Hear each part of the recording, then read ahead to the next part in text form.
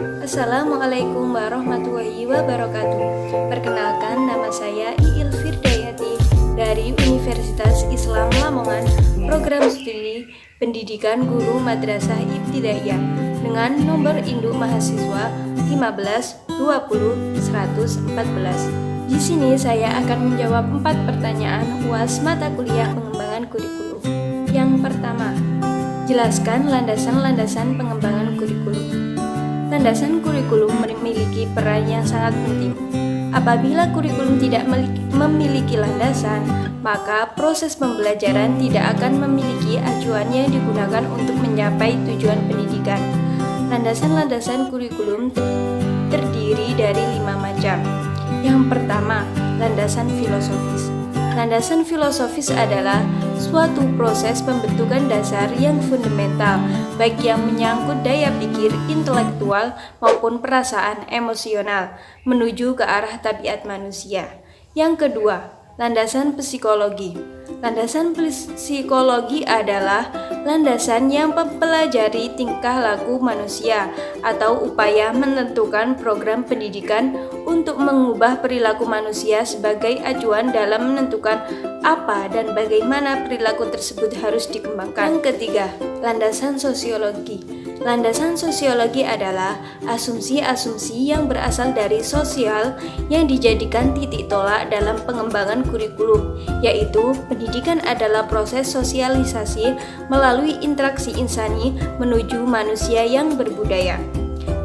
Yang keempat, landasan organisasi. Landasan organisasi merupakan sebagai suatu gagasan, asumsi, atau prinsip yang berkenaan dengan organisasi-organisasi bahan pelajaran yang disajikan. Yang kelima, landasan ilmu pengetahuan dan teknologi. Landasan ilmu pengetahuan dan teknologi adalah seperangkat pengetahuan yang disusun secara sistematis yang dihasilkan melalui riset. Yang kedua, jelaskan model-model pengembangan kurikulum. Model-model pengembangan kurikulum terdiri dari 4 macam. Yang pertama, kurikulum subjek akademik.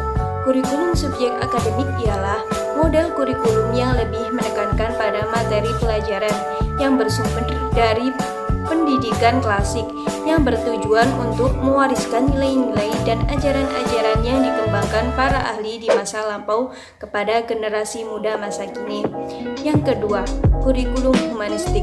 Kurikulum humanistik ini dapat disebut juga dengan kurikulum pribadi karena dalam kurikulum ini yang dikembangkan ialah pribadi peserta didik secara optimal. Yang ketiga, kurikulum rekonstruksi sosial.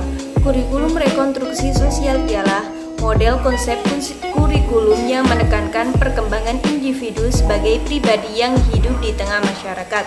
Dan yang keempat yaitu kurikulum kompetensi. Kurikulum kompetensi ialah model kurikulum yang dikembangkan berdasarkan kerangka berpikir teoritis yang berbasis pada pengetahuan ilmiah. Soal yang ketiga, jelaskan apa yang dimaksud dengan evaluasi kurikulum dan apa tujuannya. Evaluasi kurikulum merupakan tahapan akhir dari penilaian dan pengukuran yang di dalamnya memiliki unsur-unsur pertimbangan dan keputusan terhadap suatu program berdasarkan standar atau kriteria yang telah ditetapkan.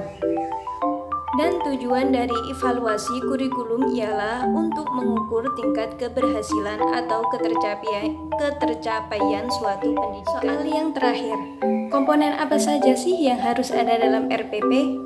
Komponen yang harus ada dalam RPP terdiri dari 13 macam. Yang pertama, identitas sekolah atau satuan nama pendidikan. Yang kedua, mata pelajaran atau tema subtema. Yang ketiga, kelas atau semester.